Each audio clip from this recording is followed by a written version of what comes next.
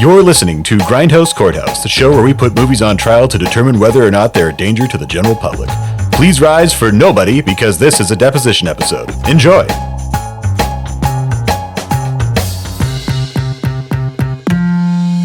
Yeah! Yeah. Hey everybody, welcome to Grindhouse Courthouse. This week we watched Three Ninjas, High Noon at Mega Mountain, and we want to be dead. We saw Victor Wong's last cinema appearance, and I don't know what to say.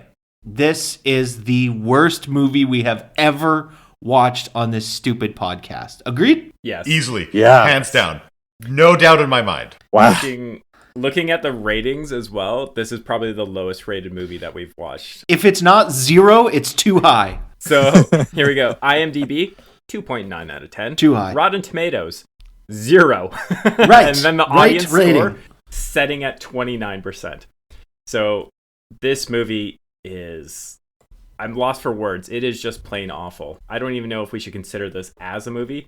Coming from Power Rangers, which felt just like a long episode of the series, I don't know where this movie sits, like Three Ninjas. So this is the 4th installment of Three Ninjas. So they've had a decent run of portraying these 3 hooligans, these 3 young kids that learn how to become ninjas from their grandfather, which is, like Dylan was mentioning, Victor Wong, and this was his last movie.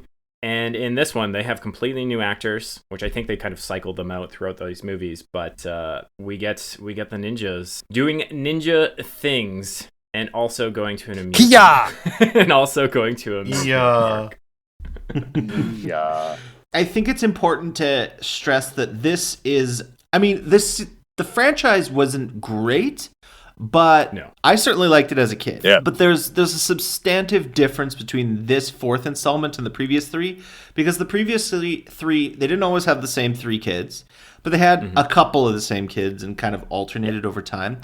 This is this is like when they got rid of Macaulay Culkin and tried to still make another Home Alone. This is like a full wipe of the cast. And they hired, it's hard because they're kids, but oh my God, they're so bad and annoying. Like, I was going crazy. All of them. Every single one. Universally. Mm-hmm. So we don't like child actors. It's very clear. We've made that very clear throughout all of our movies that we've watched before. The weakest link is always the child actor. So going into a movie, We hate kids in general, too, actually. yeah, I think just in general. I tell my son that all the time.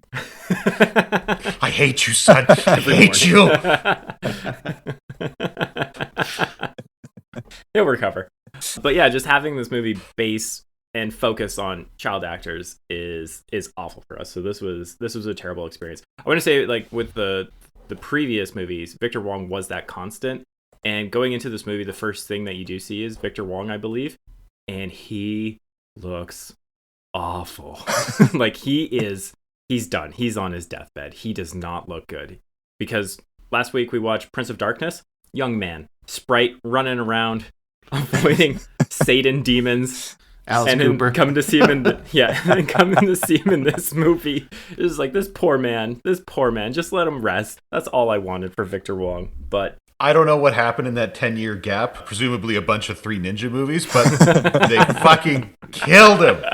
He's barely in it, which is a shame, because I think he's the only actor in the movie. We ragged on child actors, but they also hired actors with the acting abilities of children as well to be in it, which is a bold choice, to say the least. okay, do we want to just get into it then? We just want to dive into this movie and Yeah, Did we bring up the moment. Yeah. Have we even mentioned that the Hulk is in this? Oh yeah. Oh yeah, Hulk Hogan and Jim Varney are in it. Ernest P. Worrell is in this, and he is used so poorly. Both of them are. Oh my god. Yeah. Oh yeah. Well, Hulk Hogan is used appropriately. I think he had enough screen time on this to get his story across. But I disagree strongly.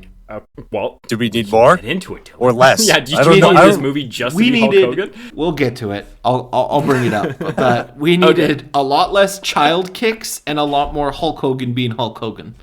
Yeah. Okay. Agreed. You get like Yes. 5 minutes of that. So this movie starts with the funniest title screen that we've ever seen, where it was made in PowerPoint. It was clearly made in PowerPoint. They're using all the animations they got. The 3 comes up They're using the bullet sounds to introduce the stars. Oh my goodness. So we knew we were in trouble once that took place. But the movie starts with the three ninjas at their grandpa's murder warehouse full of death traps, explosions, sharp edges. It's extremely dangerous. It's like this maze that they have to get through to get a sword to prove that they are ninjas, even though they've been doing this for 10 years, but they haven't aged. Except for what's the kid's name? Tum Tum, who aged backwards. I dug up some of the earlier films because I've never seen any of these before, and he got younger in this movie for some reason. I don't know. They had to make him cute, right? I imagine. Did they have to do that? Did they even do that either? Let's break down the characters themselves. Tum Tum is the youngest. His thing is he likes junk food and he just keeps eating. He's the dumb one of the group. He's kind of like Michelangelo from Ninja Turtles. Then you got Colt. How dare you, sir? You don't like Michelangelo. You're fine. He's my favorite. You fuck. Then you got Colt, which has the dumbest haircut in this movie. And I know it's the 90s, but still. It had to be dumb by 90s standards too, though, right? Yes. He's got a part, but a bowl cut, and it all comes back into a ponytail. That's the best way of describing it. I think I have a better way to describe it. Imagine Go for it. You're a child of the 90s, as we all are, but you had parents who literally never said no, who just always let you do what you wanted, and you get Colt. It's like, Mom, I want a bowl cut and a ponytail, and your mom's like, yeah, okay, that's a good idea. Also an earring. Sure. Absolutely. You're 12 years old. You can have an earring. Absolutely, son. You're know best. Not going to regret this. That's what happens. Yeah, Colt is kind of like Raph from the Ninja Turtles because he's got attitude. He's a bit more pushy. And then nobody likes Raph. No. Nobody. You suck. Then we have Rocky. Not to be confused with Rocky from the Power Rangers, but Rocky. He's supposed to be the leader. He's the most vanilla looking white guy that I know. Like, there's no physical traits or like characteristics that I can use to describe him. He just looks like a normal white kid from the suburbs. That's it. Speaking of Rocky, actually, the Colt, here's some synergy for you. The kid who plays Colt went on to play Rocky in one of the weird versions of Power Rangers later when he grew up. Was that the police one? I don't know. It's a police or pirates. It's one of the... It's the one where they're pirates, yeah. Power Rangers Lives Matter. One of those versions of... We're bringing it all together. These movies are all connected some way. So if you're listening to the full second season, try and connect it. There's a link. Anyway, those are our heroes. Those are our ninjas. They're going through Grandpa's death maze. They're jumping, they're backflipping, they're dodging plungers, knives, everything. The whole kit and caboodle. And they get to the very top. That's a wide range of things that are threatening. Plungers, not immediately lethal. Baseball bats spinning at, Mach 3 seems more lethal. True. What is Grandpa doing out there? What's the funniest part of the obstacle course were the punji sticks? Like, I wonder if Grandpa smeared his shit all over them to make sure that if they did get stabbed with them, it would infect and kill his grandchildren. Ninja blood poisoning. I've got a serious question though. It's like, Dad, you can't keep doing this with the kids. It's so dangerous. They need to learn, like I did in Nam. My buddies lied dying face down in the mud. Grandpa, none of this shit's gonna happen. They're teenagers and we live in suburban Chicago.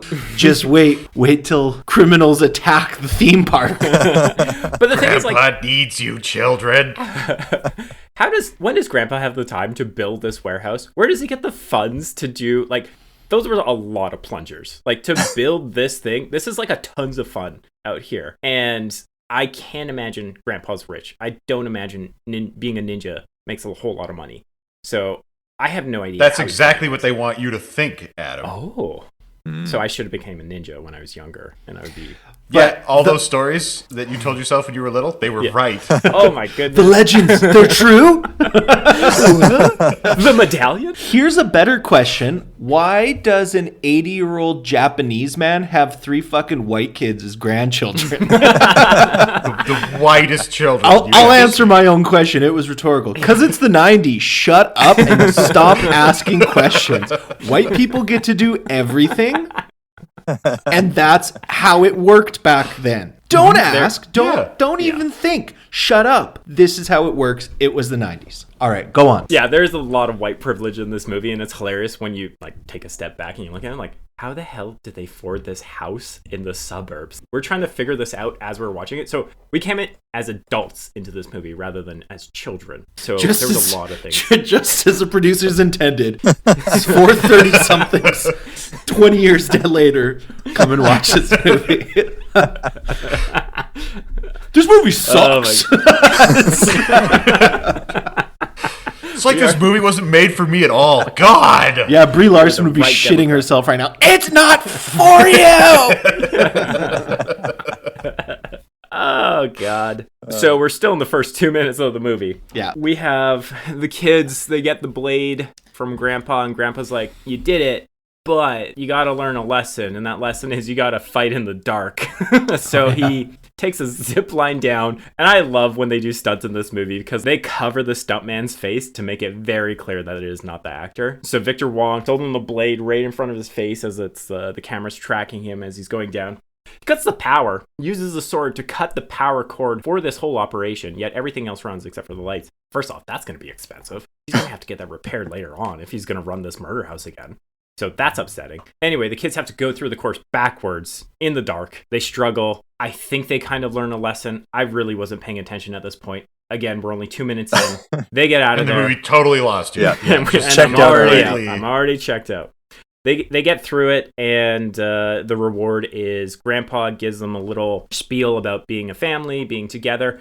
While this is happening, the director decided to do a Michael Bay opportunity of spinning the camera around Grandpa and the Three Ninjas. And this is the first time that they use that Michael Bay kind of like style of filming. This happens multiple times, and it is extremely distracting.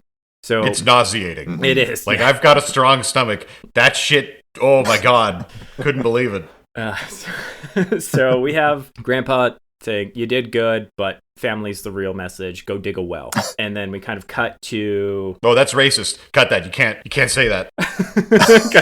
Cut everything. Is that racist? I don't know anymore.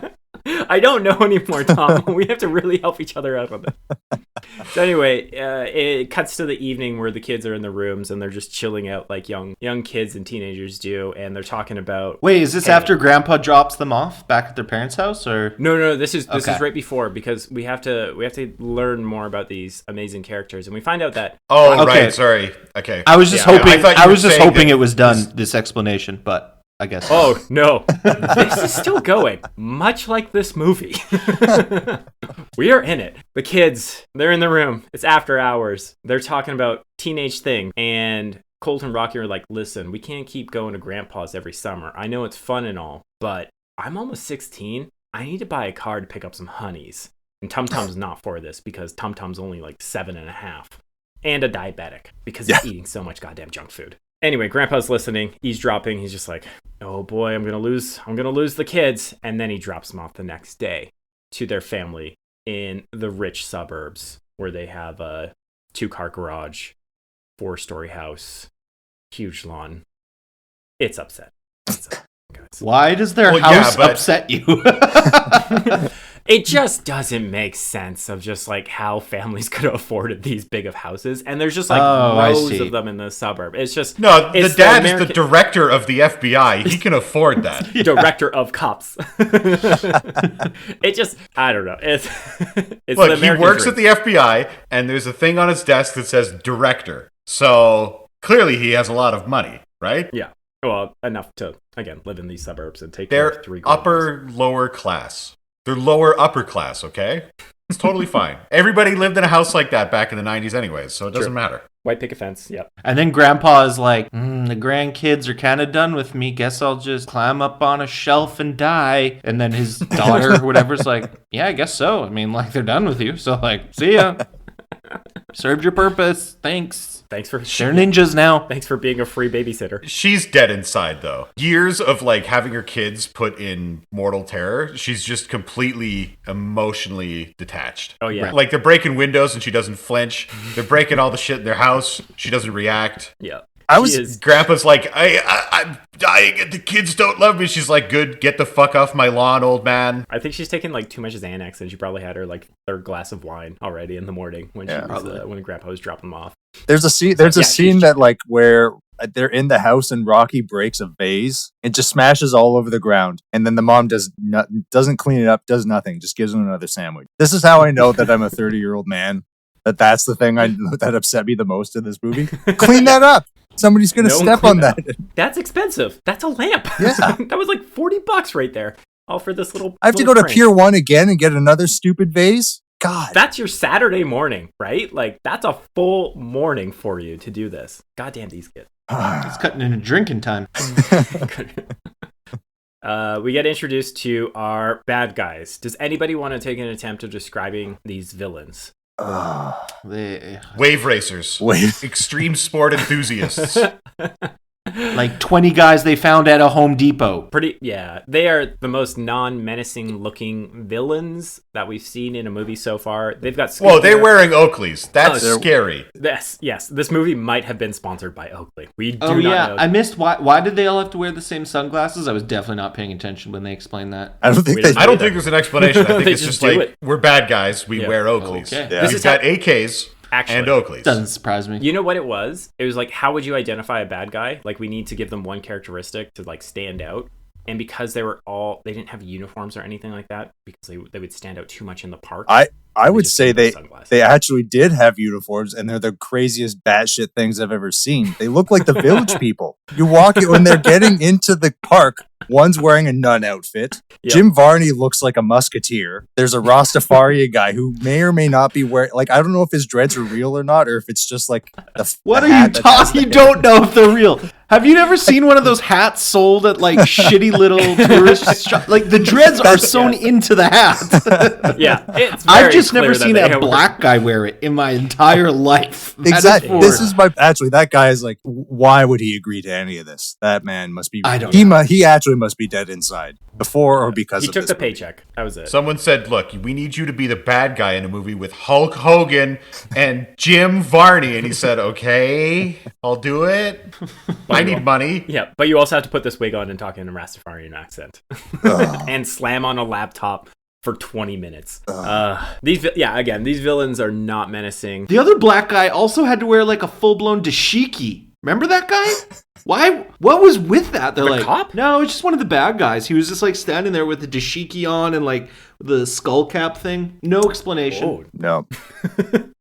I don't. Yeah. I've edited that second black guy out of my mind entirely. I thought there was only one. I thought he was. There was just CJ, the Rastafarian computer hacker. No, he wasn't a very important character. Anyway, sorry. No. Yeah. So they it was like rent a hire, or like they just hired a bunch of thugs or goons that they found online, basically, and that's their team, and it's led by Medusa, Lonnie Anderson, which is another actor that's at the end of her at the same stage as Jim Varney, essentially. Yeah, if you didn't grow up in the 90s, you'll have no clue. Well, if you grew up in the 70s, you'd know who she is pretty well, because I think she was actually on a pretty popular TV show back then. But then she kind of just continued to exist in the film world. Nothing important, but you'd see her all the time in the 90s. Yeah. She's very recognizable to me, but I also had no clue who she was, why she's famous. And so when I Googled her, and she was on it's like WKRP or something was the TV show back in the 70s, which I guess was popular. WKRP in Cincinnati. That's the show that the best part of that. I mean, my dad used to watch reruns of that, and I'd be around. And that's the one where they had probably the most famous scene is that they were doing a promotional event, and they're in a helicopter and threw out a bunch of turkeys for Thanksgiving, not realizing that turkeys can't fly. Oh, live turkeys, yes. Not just like live turkeys, packaged up turkeys. Anyway, as opposed to packaged up turkeys, which would make a lot more sense. Okay, so yeah, she was very popular, but then she would show up in all these shows in the 90s. So I think, I don't know, maybe I shouldn't speak for the rest of you, but for me, I definitely recognized her from something. But no clue who she was. She's kind of just this very plastic looking blonde bimbo. That's kind of the role she'd play too. So she's fucking horribly casted in this movie, and she's god awful. She can barely move, to be honest with you.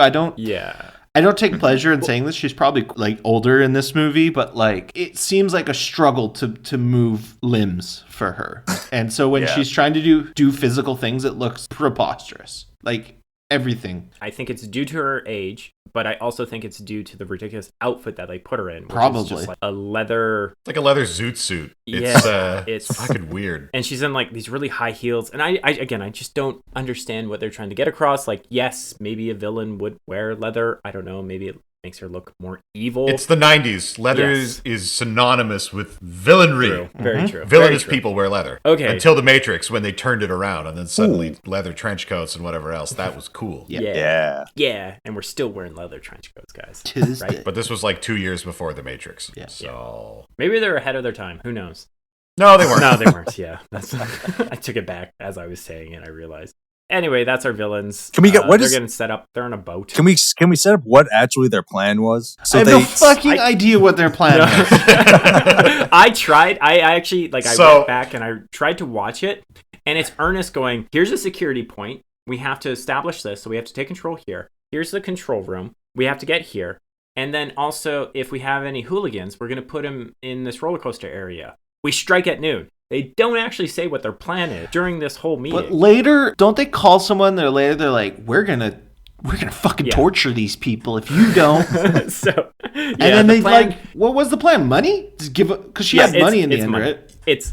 It's money. So the idea was to take in this group of like 70 goons using crack commandos, speed racers to get into the park using this underground tunnel, infiltrate the park. Lock it up from the inside, control all the rides, and secure the people in and use them as hostages. And they called the owner of the park, who's some rich, gross billionaire. He's got the tummy, he's womanizer, he's got the lady giving him a massage, he's got the butler coming over saying, "Ooh, Higgins, I've got a call for you." And anyway, they just want $10 million. Which he's a billionaire. He runs probably multiple parks. I feel like with that many goons, there were so many easier ways to get $10 million that incurred so much less risk. When you think about it too, they wouldn't get a lot out of it. So many goons. Rob 70 banks. Rob 70 banks. Okay? I guarantee you at the end you'll have 10 million. I just feel like if they're going to distribute that money out too, it's not a whole lot for them to survive off of. That's not a good retirement plan. They would make this was the 90s before like intense inflation has taken hold. That $10 million is the GDP of California at the time. It was wild. Yeah, so we were extremely confused. We were still trying to pin down what their plan was halfway through this movie because, again, it's not clear. We just know we have villains who are also ninjas. We then get introduced to another character, our favorite character. Oh, yeah. Probably not. But we get Dave Dragon. Tum Tum's at home. He's watching his favorite TV show, and he's going to be scarfing down a huge gross sandwich. He's watching Dave Dragon, and it's Hulk Hogan, and he's fighting some people. And at the very end of the episode, he says, after 15 years, the network has decided to pull the plug on the show. According to the ratings, most kids don't believe in heroes anymore. Just rubs it in their face. I'm out of a job because you punks aren't watching my show. I'm out of here. That's a classy way to go out. Yeah, how funny would it have been if like they actually filmed that live and he's just like this disgruntled old man like, "Oh, they say you can't come to work drunk. Well, tell those fat cats up at NBC Studios the Dave Dragon never filmed this show sober once in his goddamn life." And then he just sits there drinking his whiskey in front of, "I'll tell you what, kids, the glory days." And it's just this sad, drunk old man ranting. And Tum Tum's like watching. They don't cut it. They just film it live. So it's just a 3-hour episode of this man just losing himself. That's honestly how we're probably going to end the podcast, by the way. Like when we're finished wrapping this this whole Grindhouse Courthouse, we'll probably end it on that note. I guess no one believes in heroes anymore. Guess nobody likes heroes anymore. So anyway, we find out that Dave... I'm a hero. I'm a hero. Yeah, that's right. I saved that fucking park by myself. And what do I get for it? Canceled. He's also like 65 at this point too. Hey, we should note how he's dressed. He's dressed like He-Man with like red pajama bottoms. Oh yeah, essentially. And but then also in the show, the Power Rangers are there too. Yes, it's strange. I don't get it. Dave Dragon Force 5. Don't you remember? Yes, but there's like 4 or 5 Rangers, and then him. I don't know. And he looks like He-Man. That's actually a really good point. Where were those Rangers? Why didn't they help out and fight the ninjas? Like, Dave Dragon's not qualified for this, but I feel that those ninjas have... They're day players. They just don't give a shit. No, they got the paycheck and left. Yeah. I don't even think Dave Dragon got paid for that show. It's like the Steven Seagal method of getting stuntmen in, where it's like, okay, you stand there, and then just like jams his fist into their face, and then he's like, oh, we did a good show, right? So Dave Dragon, his final performance is going to be at Mega Mountain, which they're going to take Tum Tum because it was apparently his birthday. How much of this fucking movie do you remember? Wow, I had to go through and write notes last night because I knew we were going to struggle. So I wanted to actually still follow the narrative so we can pinpoint what we hated about this. So you're welcome. I took the bullet on this one. Dave didn't even show up. Oh yeah, people. Dave's not here today. Good time to address it. Yeah, as I'm talking about Dave Dragon, it just kind of clicks.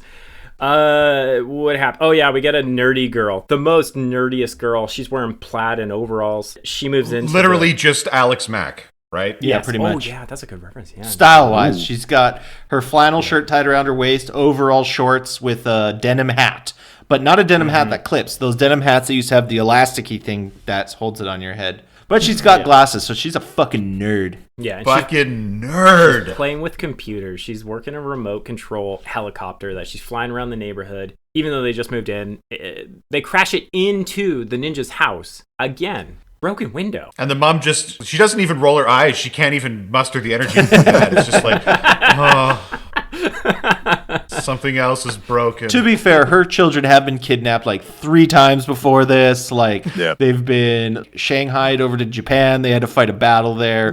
Their grandfather has no regard for their safety. So she's just over it by this point. She's just self-medicating. And anyway, the funniest scene is like dead inside. Colt, and I think it's either Colt and Rocky or Colt. Doesn't really matter. It's Colt who's talking. Doesn't matter. And he's just standing there. He's like, oh, I hope it's not some people like the Hendersons who used to be there. And like this girl's flying a helicopter around. And this helicopter is like incredibly dangerous. It's like clearly gas powered and like it's huge. Definitely caused like horrendous injury. And like you think, holy shit, who's flying it? Like the girl who walks out, you're like, oh my God, she has no control over this thing. This is terrifying. And then she crashes into the window. But I think, that's actually a really good point. The size of the helicopter is probably bigger than Tum Tum. Mm-hmm. But she's able to fold it up and put it into her backpack with all her trinkets because her dad works for special effects in the movie industry. And so she has like which is just the laziest shit. It's just like, we didn't want to think up something for a character, so we just got the prop guys to but not even give us a bunch of shit. It's lazy in the level, whereas the kids use these tools and they're just like, they could have taken extra time and just like, they MacGyvered these things together, right? Like, because they're ninjas, they have to be crafty. No, it's just like this new character just gave them smoke bombs. That's it. That's and a yo-yo with knives on it that doesn't cut anybody. Yeah, it does not dig into the flesh. Fucks up lamps, though. I'll tell you that. Oh, yeah. Yeah. And there's also a deck of cards that are actually knives, I think. Anyway, are they though? Yeah, I don't know. It sticks. They're shaped strange. Yeah. What special effect is that you can throw the cards really hard? Is that cool? Do people in Hollywood have that? Yeah, I saw that on Ripley's Believe It or Not, where a guy who could throw a card into a watermelon. I believe it. Are you harder than a watermelon, Tom? Right now? Ask him. Always. Oh yeah, baby. I keep myself in a ninja-like state of readiness. Which is really awkward in your gi, because everyone can see your boner. Mm-hmm. Look, there's a reason why they kicked me out of judo. Okay? So they team up with this new girl, Amanda, and they take her to Mega Mountain, where Rocky immediately ditches the group. So it's Colt, Tum Tum, and Amanda. He ditches them for his babe girlfriend and her loser friends, which, I don't know, Dylan, how'd you feel about that blonde hair kid? Because anytime he was on screen, I was furious. He's got the parted hair, but he's also got the shaved sides, and he's overacting as hell. And he is just so stupid. He's got the punchable face. Tell us how you really feel about this child. Hated this. And the kid. only role that he ever played. I thought he was pretty cool. Oh no! I thought he was a cool guy. I don't know what you're talking about. I was trying to. I don't know. I totally got why Rocky joined him. I'd ditch my brothers too.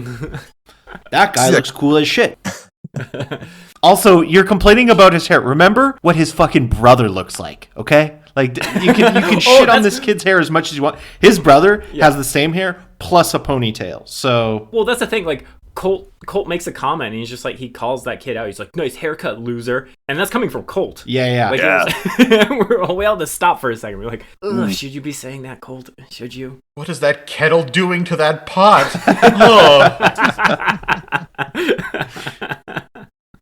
So we have the classic montage of the kids having fun in this park. They're going on all the rides, the roller coaster, the zip line, the spinny one where you stick to the wall. I don't remember what that was Gravitron. called. Gravitron. Yeah, Gravitron. The octopus. Teacups. As this is happening, we have the Ring bag. of fire. Oh yeah, the zipper. Slingshot one. Zipper. Yeah. Amusement parks were fun. Maybe we should get together and do a trip to amusement parks and see if that works out for us. It won't.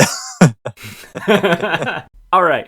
So while this montage is happening, we have the bad guys getting into the park and they're taking over. They're knocking people out. They're locking down the park so nobody can come in, nobody can get out. They go to the control room. Oh, but before they get in the control room, do they replace like 10 park employees? Because they don't replace all of them. They just replace some of them. So this is where I think like this job had 70 people because amusement parks are fairly large and you need a large amount of people to operate this. So even just like controlling the gates, like the north, east, west, south side, you have to have at least 20 people in charge of these areas. So and they all have to know how to scuba dive too. They'll have to have their training. Yeah, you have to be qualified for that. Like, well, how are we gonna get in? Training. We could just buy tickets and go in. Nah, man, they'll check us. They'll find all of our sweet ninja stuff if we do it. We gotta scuba dive in on jet skis. Seems like a lot of effort, and I don't even know if Mega Mountain has water access from the ocean. It does, okay? All amusement parks have direct ocean access through drainage systems. Do I have to explain it? This is Jim Varney's voice, so he's doing it more like, no, I'm saying. That's pretty good. The funniest thing about Jim... Of course, there's water access, Vern. Yeah. If he goes in as the old grandma with the neck brace on, excuse me, young man. The funniest thing about Jim Varney being in this movie is his voice is just his voice. So like Ernest P. Worrell's voice is a little bit changed from his natural speaking voice, but not that much. So there's a moment where he does the Ernest laugh and it's so fucking... Yeah. I just fucking cracked up.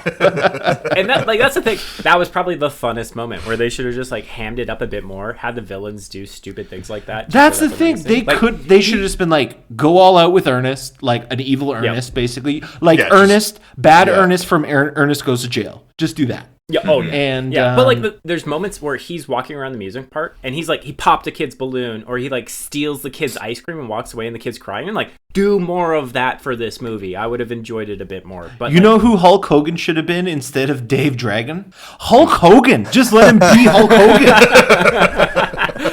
How great would it have been to have been like, hey there, brother, I'm going to kick your ass. And then there's like 3 little kids trying to help him as he's just like elbow dropping and like, power bombing everybody around him. That would be better. Too on the nose. It's too on the nose, though. It doesn't matter. It would have been so much better because they let him do some Hulk Hogan shit. Yeah, like when they say like do your wrestling. It's okay. It's okay, right? Yeah. But instead he's Dave Danger or Dave whatever. Dragon. I don't know. Right? You're not a believer of heroes.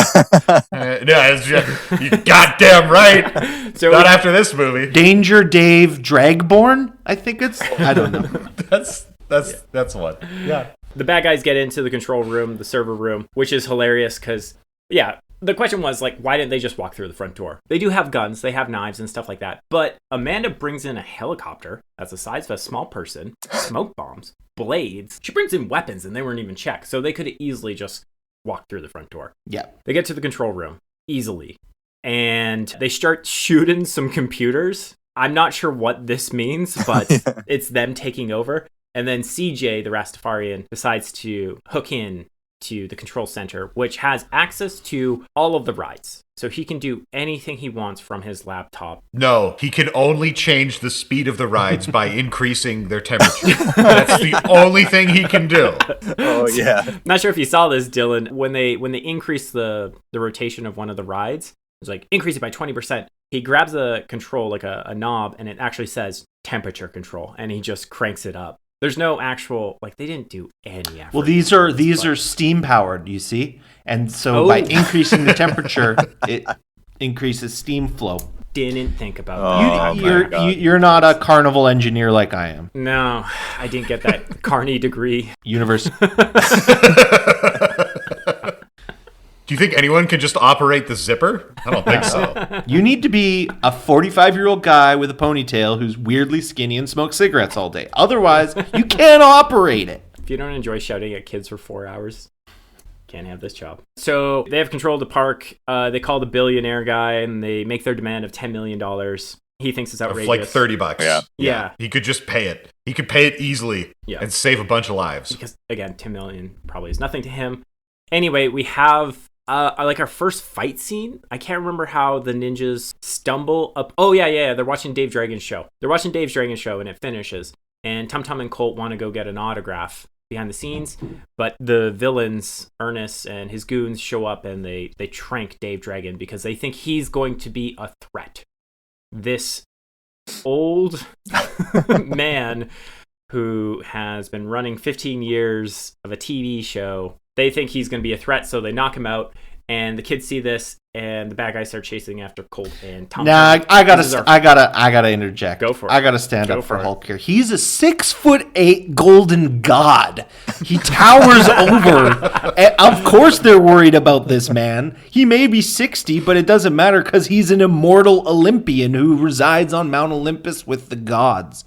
Time has no meaning. Yeah, brother. Have you seen Hulk Hogan today? He still looks good. Mm-hmm.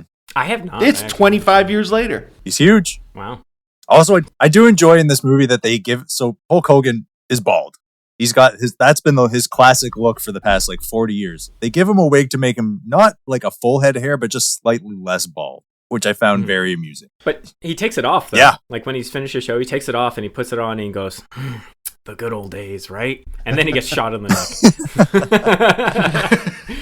By a shrink gun. Sorry, I should make that very clear. He's not out for the whole movie. We thought that would be the end of him in this movie. We thought this would be an Arnold in Iron Mask situation where he just shows up for one scene and then leaves. Yeah. Instead, it's 3 scenes, and then he leaves. And then he leaves. So the Colt and Tum Tum get chased out by villains, which we thought were nihilists. Just the way that they were speaking. Fuck the goddamn. So they're not extras. They're something a little bit above an extra, but not much. All of them decided they wanted to do a voice for this fucking movie. Every single one of them did a voice. Nobody speaks like a human. Oh my god! All the goons, but they don't know how to do shit. like the one guy. So when Colt and Tum Tum were kind of not cornered, but between the two of them before they revealed that they're ninjas, we'll get to that in a sec. The one guy sounds like he's trying to do a German. What did you think that guy was trying to do? What accent was it? Well, it was German for sure, right? Yeah. It was like I watched Die Hard and I can do that accent, and then the day shows up and he goes, "Oh, hamburgers! Oh, I've practiced nothing." Tom pointed out it was just like it actually sounded like Flea from Big Lebowski, like the nihilists. And them. We are nihilists. We believe in nothing. Like that's. Cut off your Johnson. That was his performance. It felt like for these. We want the money, Lebowski. So I have to say, this is the only credit I'm going to give this movie, and I know everyone's going to yell at me for this, but the way they set up the fight scenes. So this is the first one. They take advantage of the environment that they're in to the fullest. So with this one, they are using ladders, a coat rack. They're in that saloon area, so they're using where the horses are tied up. So they're taking advantage of the things they have around them and choreographing the fights for that. So it's rather than just the little guy kicking all the time, he's up in the coat hanger or he's hanging on the horse rack or whatever. But they do this throughout. So they Which, yeah, I mean, I totally agree with, except when the movie devolves into just the little guy kicking things. But like, we'll jump ahead just for a second. But they do this on the ramps of the ride. And then they do this in the basement area. So like, again, they're aware of where they're fighting and they take advantage of it. So I have to give it like a little credit there, because we've watched some bad movies where the fighting is just quick edits and they don't actually take advantage of anything around them. It's just like, oh, this could take place anywhere. But with this, it's centered around the area. The choreographer, who is only known for doing Three Ninja movies, he tried. It looks like he really tried. Yeah. And the kids actually were better, way better than they had been in the previous 3 movies. I think these 3 kids were Okay, forget Tum Tum, who gives a shit. But the other 2, I'm almost certainly they were cast because they're like weird kids who do like stunts. Because like I was really watching. Yeah. Like obviously for the really dangerous shit, they pulled in, like it was obvious they just had stunt people with wigs on. But they did a fair bit and they actually could punch and kick and make it look good. Which is way more than they could do in the first 3. The difference is in the first 3 they had actors. Those kids sucked, but they could actually act. Yeah, see, that's the trade-off. Do you want the kicks to look good, or do you want to actually be entertained while you're watching a movie? So I don't know. Yeah. Question for the age. I was trying to see if any of them went on to become stunt actors. I couldn't tell. Colt did a series, or like he was in a series where he was playing a martial artist. So I think they do have martial arts training. The older 2 looks like it really looked like they knew what they like for kids. It looked good, really good for kids. And Tum Tum, of course, couldn't act, couldn't do anything. Tum Tum he was there to be a cute kid. Tum Tum, the action, basically the only action he does is high kicks, where they do a close up on the guy that's getting kicked, and they have a dude with a prosthetic leg off camera, just kind of poking it. I don't even think it was a prosthetic leg. I think they put like some like wrapped a jacket around a broomstick, put a jean pant leg on it and a shoe, and then just whacked a guy with it. And that was what they filmed. So that's all I'm willing to give them credit for. That's it. Yeah. By the way, we're done with that. That's it. That's all I wanted out of it. Yeah. Because in that same scene, it's kiddie. It's actually infantile. It's not for anyone. Even as a child, it would have pissed me off because I hated when they did what was obviously like kiddie fighting. Like I was really into Power Rangers and stuff. They didn't do kiddie fighting in Power Rangers. Power Rangers, they did explosions happening and they really would like fight each other. This one was more like goofball. And so like the perfect example is like the guy you were talking about the ladder and them using the props. So the guy gets kicked through one of the like rungs in the ladder and just kind of lays there. And then his buddy gets knocked down and he just starts grabbing at his buddy and his buddy punches him. And I'm like, what the fuck? Like even as like a kid, I would have driven me nuts when I'm like, what? Just have the kids beat them up. Like, what is this? But even with the kids beating them up, I was trying to break this down last night too, where it's just like, there's no tension. Like, the kids are going to be fine. Right. We don't see any of the kids, like, take a hit. And there's no Colt gets fucking uppercutted.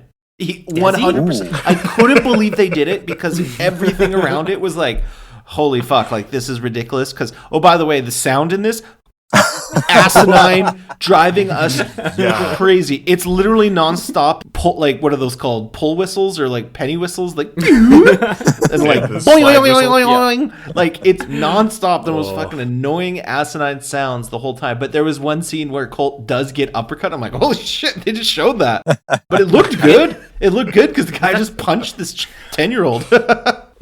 And I wanted more of that. I know it sounds bad, but if they would have got just isolate that. Whoever's editing this, Adam wanted to see more kids get punched. But like it would have added more tension to the scenes where it's just like maybe they can't do this, but it just seems so easy for them, and that was the infuriating thing because you're like, they're gonna be fine. They're gonna save the day. There's no stakes. Like there's no consequences for it. Let them do what they want. But if one of them got hit, him like, oh my god.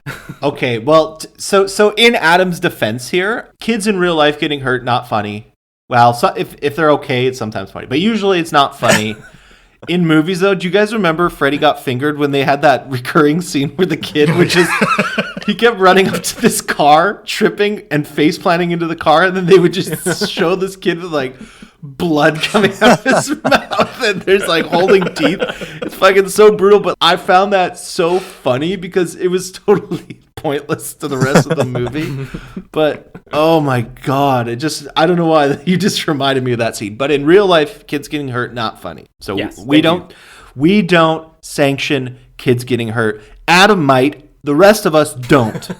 Okay? I'm saying for this movie, it would have amped it up just a bit more, seeing like them taking hit and going like, oh, this is actually a tough challenge for us. Like, maybe we're going to have to start using our training rather than having... Adam, do you think it would have heightened the stakes if they just killed Rocky? Rocky died in this.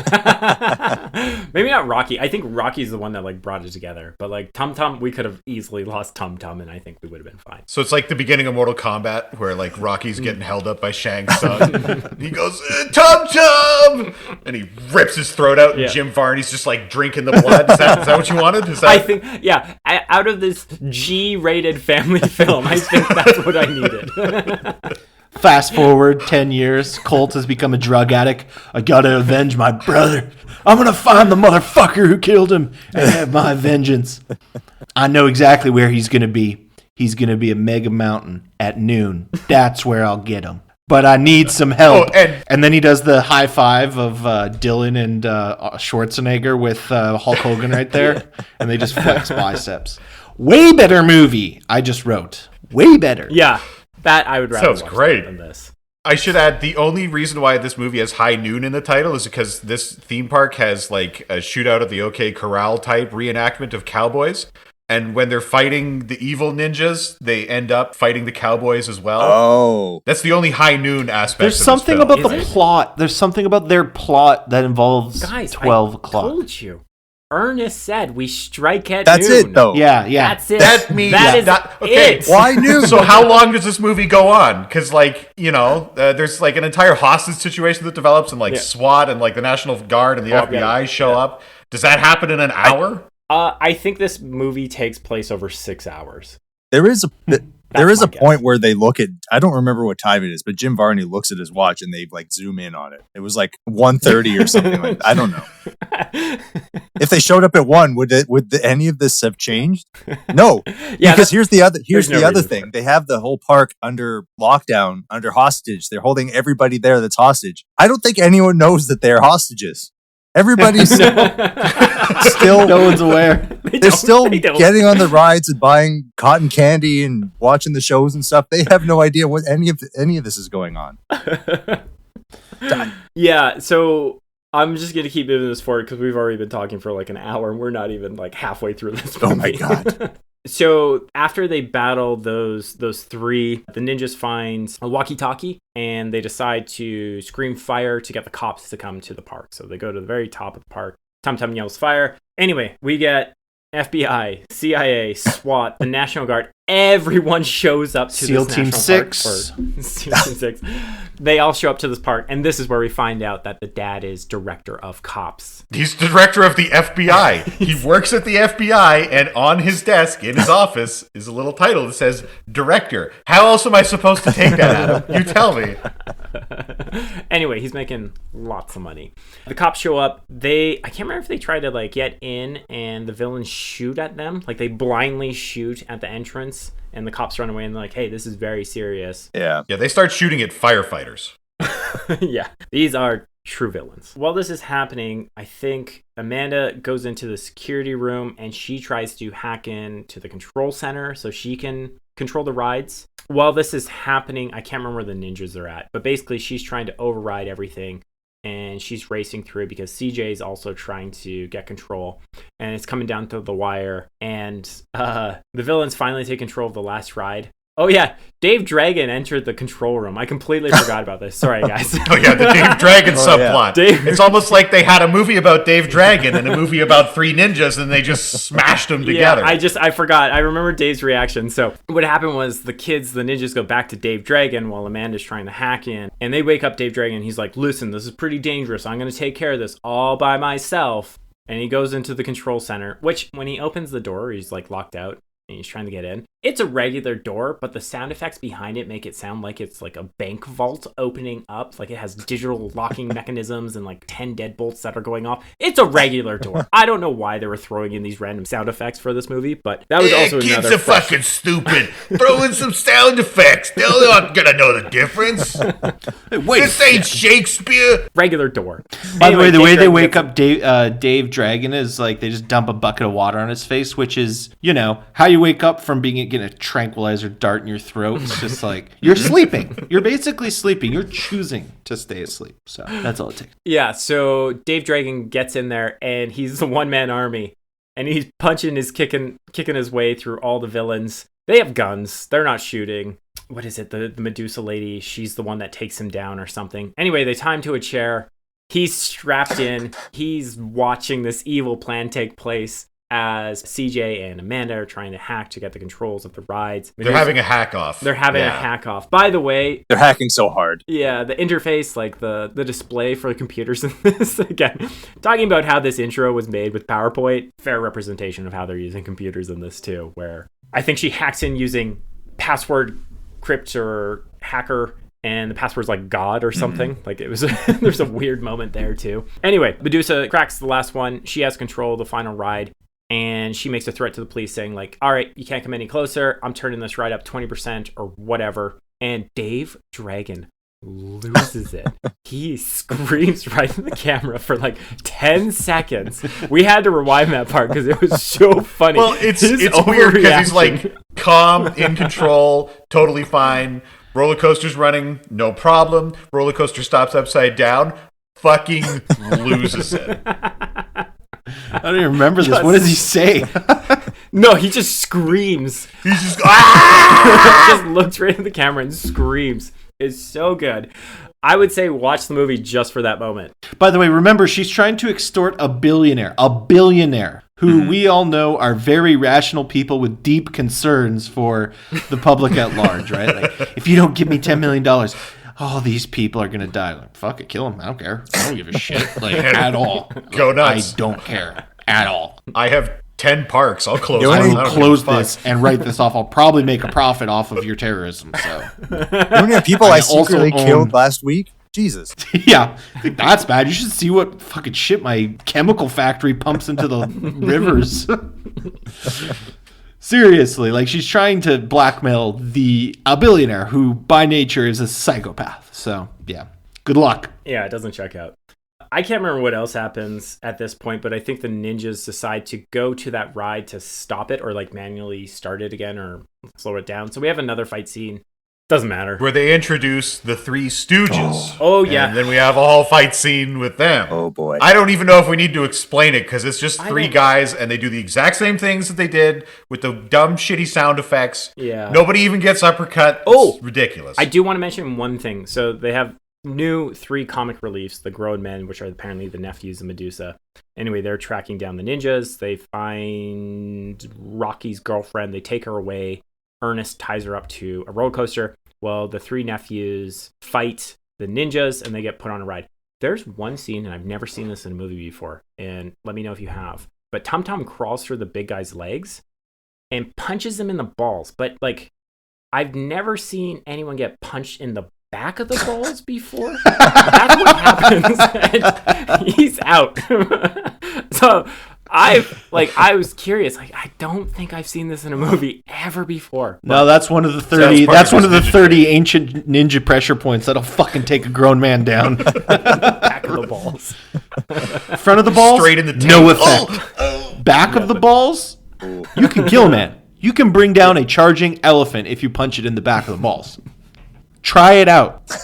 That's right. Listeners. Yeah. So If a grizzly bear attacks you, back of the balls, punch it. back of the balls. Sneak around. Back of the ball. The ninjas get Green away. Berets teach that. Ninjas get away. Krav the Maga. nephews, All right, then you're going to try and get under him and punch him in the back of the balls. Isn't that how Kill Bill ends? She punches think Bill so, in the yeah. back of the balls. Oh, He takes right. 5 The steps and then 5-point dies. ball exploding technique. Yeah. Both his testicles explode and he dies.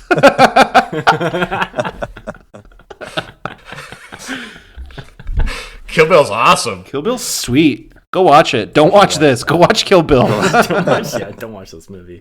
Oh yeah, so the ninjas, they get away from the nephews, and Rocky's like, oh, my girlfriend's in danger. I have to go save her. So he goes to the roller coaster that his girlfriend is tied up on. And this is where we get Ernest. I have no memory of his girlfriend. I have no memory of this is. I didn't even know this was a plot. It's almost like she didn't matter at all. All right, I have to admit, I started watching another show while this movie was on. I was looking down occasionally. I got the gist of it, but yeah, I might have missed a couple things here. Don't worry, I was sending out emails while we were watching this too. Tom was doing his taxes. Matt was changing a diaper. Yeah. Yeah, we were so not interested in this. But we have Ernest fighting Rocky on the roller coaster. So again, they're taking advantage of the environments that they have, the scenery that they have. The Ring of Fire. Yeah, the Ring of Fire. So somehow they get on top of the loop of the roller coaster, and they're fighting up there. Rocky uses the yo-yo with the blades in it and pulls Ernest. There's a leg sweep kind of thing. Ernest falls off the roller coaster, not to his death, but he lands on an awning, does a boing sound, and somehow exits the park, lands in some boxes, and then SWAT arrests him. There are a lot of mattresses lying around this park, by the way, that people just happen to fall onto. It's really convenient.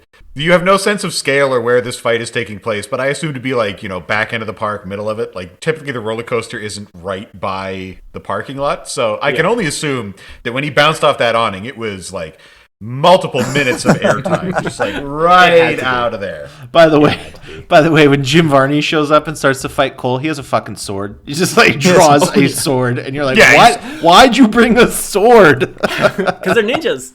It makes sense. Oh yeah, well, he's dressed like a musketeer the whole movie, so this is right. Oh my god, he's wearing like a puffy shirt with a vest and no coat, so it's like, I mean, it's weird. He's got I think he's got eyeliner too. It's very strange. Oh, he does. Yeah. But why are they ninjas? Why not? Why is anyone a ninja? Okay, well, the three ninjas are ninjas because they inexplicably have a Japanese grandpa. Why are the henchmen of this blonde bimbo and her swashbuckling sidekick ninjas? And the funniest thing is the reveal that, in fact, we are ninjas, was when the two bad guys have Colt and Tum Tum cornered. They're like, yeah, and they start taking off their clothes. I'm like, are they going to, assault these kids? What the fuck is happening? Why are they getting naked? But thankfully, it was just to reveal that they are ninjas. Really shitty ninjas. And they also didn't even put the thing over their face. But anyway, everyone in this movie is a ninja. That's the takeaway. Yeah. Mm-hmm. Yes. So, I don't know how to put this. Ernest is not a ninja. Ernest is like a pirate. Just a dude with a sword. Yeah. Dude with a sword. Yeah, he's a pirate. That's the boat connection. He was the boat guy. Wait a second. Could Ernest be an immortal? And wouldn't that explain his awkward style and why he carries a sword? And how he survived falling down, 10 stories and bouncing off an awning. Yeah. Oh, there can be only one. Okay, There can only be one. And didn't he say, he told Rocky there can be only one.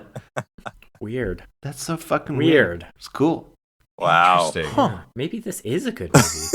No, it's not. So in the scene, it's very obvious that there are stuntmen being used, where it just the guy has a giant wig, and it is clearly not Ernest himself doing flips over park benches. So again, they're really taking advantage of their stuntmen in this movie.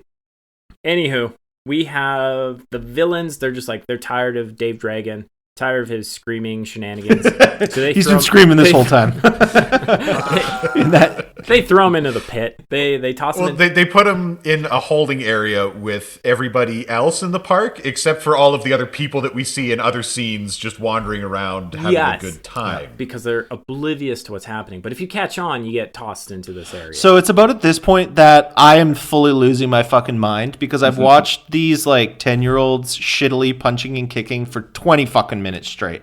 And then we cut back to Hulk Hogan. The guy who entertains millions of people for the last 20 years with fake fighting. Mm-hmm. And they let him kick once, and then Lonnie, what's her name, pinches his neck and he falls over unconscious. I'm like, fuck you. Use him. Use him in your movie. This is it, Dylan. This is the moment you want. This is the redemption of Hulk Hogan / Dave Dragon, where he's tossed in the pit. He's at the lowest of the low. He's got dirt on his face. He's been tased. He's been tranked. He's been everything at this point. Anyway, some 7-year-old twerp says, Dave, are you going to save us? I thought you were a true hero. I thought you were a real man. He's like, listen, I'm just an actor. I can't do anything. It's like, that's what I thought. That's what my father told me. That's enough to push Dave Dragon to get into action. He climbs up the roller coaster without the guards noticing, knocks one of them out, takes their nunchucks, uses it to ride a wire down to break open the gates. There's also 7 other guards on this roller coaster area. And they just start shooting into They're the crowd. shooting. But And like, it's... I'm hearing a whole lot of no pile drivers in this story. well, Yeah. he kicks open the door, and that's about it. Like, that's your action. Like, Dave can do it. All the kids are free. All the people in this pit area can go out and continue riding the ride. Meanwhile, we go to the boiler room, and the 3 ninjas fight for, I gotta say, 45 minutes straight. Oh, yeah. It had to have been 45 minutes, this fucking fight scene in the boiler room. Yeah. Yeah, we- let's I get don't there. wanna- Well, after We're you stop close. like giving a shit about the movie, right? Jesus. The fights just continue. It went so long. It wouldn't stop. Okay.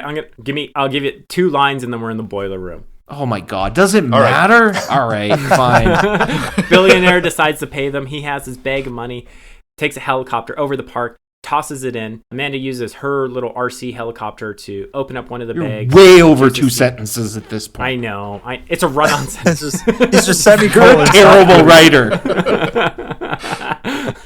comma. I'm doing it like Anyway. I'm doing it like Joyce, man. I'm doing total stream of consciousness here. Amanda cuts open the bag. Medusa sees it. She takes her as a hostage. Then they run into the boiler. So they have 1 bag of money to split between all of these goons. But now it's narrowed down to maybe like 5 goons. That's a good profit. Ninjas go chase after. They've got Dave Dragon with them. Dave Dragon goes in first because he's the muscle, right? He's like, kids, stay up here. Holy You can fuck. see me from this awning. This is the most. goes down. This is the biggest travesty. He goes down. He fights 2 ninjas. How long? 30 seconds. Yeah. He does a wrestling move, Dylan. Yeah. He jumps on some piece of equipment Yeah. and then jumps off of it. Yeah. It's really weird to watch. But it's nicely shot. At this point, Adam has been explaining longer than the scene took. He fights a couple guys for 20 seconds, and then Medusa pinches his neck and he falls unconscious. She tased. It was a taser. She had a taser. The I sound don't effect give went a off. shit. Anyway. He's unconscious on the ground, Yeah, oh, yeah. and ergo out of the fight for the rest of this freaking scene that goes on for 45 minutes Yeah. with these 10-year-olds stupidly kicking grown-ups with boings and springs and penny whistles and slide whistles going off the whole time. I'm like actually screaming at my wife like, I hate this movie. I don't want to be doing this. I'm gonna quit the podcast. And she's like, no, just stick it out. I'm like, I'm gonna quit. Fuck Adam. I don't care what he says. I'm quitting. She's like, just stick it out till you can do it. And I say, no, it's not worth it. Anyway. Yeah, Dylan already sent Yeah. us 2 weeks' notice, so just giving you guys a heads up. Don't worry, guys. I'd never leave. We got great stuff coming up next. We don't. We don't have anything going Back to on. the Future 3. It's time for real. Yeah, that scene lasts way too long because they give everyone their moment. So you get to see Tum Tum fight, see Rocky fight, you get to see Colt fight, and it just goes on. So Medusa's just like, oh my god, they're doing this. They're defeating my goons. Let's even the playing field. She's holding a gun. She could easily take these kids out. They've been ruining her whole plan. throughout this And whole Adam day. kind of wants her to. Maybe just a leg, just clip their knee or something. I don't know. But she shoots out the lights. Going back full circle, it's going right back to the beginning of the movie with the kids unable to go through the murder warehouse in the dark. Now they have to trust their senses. They have to trust themselves. And they're able to beat up these ninjas that are using night vision goggles. Okay, but why is it in slow motion the entire time that they're fighting the goons in the dark? The runtime, we needed to drag it out just a bit longer, Tom. This was an actual movie that got released to 130 theaters, so they needed that runtime to be a 1 hour and 30 minutes. They defeat all the ninjas. Medusa handcuffs Amanda to a pipe and places a bomb next to her and says something and floats off with her money. So she gets back to the boat with a couple of the goons. The ninjas find her. They can't get the handcuffs off, we have a literal clock, like a countdown of a clock going on right now. They have 5 minutes. And this scene is also drawn out for an extremely long time, where they decide to make a torpedo using air tanks to get the bomb out of there. So they're going to tape a bomb to a bunch of air tanks and use that as a torpedo to ride it down this hall into the ocean. And those kids move fucking slower than I've ever seen anybody move in their entire life. They treat the oxygen tanks like they are bombs themselves. And walking extremely slow and like taping them up. And the countdown gets to like 10 seconds, whatever. Anywho, Dave Dragon comes in with a sledgehammer and smashes the ends of the oxygen tanks off. This thing torpedoes out of the hallway right to the boat, like straight shot. Like a mile out, right? This boat exploded. Like they actually blew up a boat for this movie. Yeah. Like this was a huge. I can guarantee you they did not blow up a boat. No, they totally did. This was a huge explosion. Way. No way. No, not for Three Ninjas 4. They did not blow up an actual boat. I think they maybe blew up a model. I don't think it was a model. But like, I mean, we mentioned the Michael Bay thing. He just used an explosion from a previous movie that they had made. Yeah, that's what happened. Maybe Michael Bay would never be lazy and take the easy way out. Never, ever. Honestly, you couldn't find anything about this movie. I tried for an hour looking up facts about this thing, and there's nothing. No behind. Tried to scrub it from the internet. Before we start talking about behind the scenes, we've got to describe the ending where all the characters come together. Yeah. So the boat blows up. The bad guys jump off the boat, but we only see Medusa get on the beach with the money. She's super happy, and then the cops show up, pointing their guns. This is not even the same SWAT team, FBI group. This is the local. It's just 4 random beach patrolling cops. I don't know.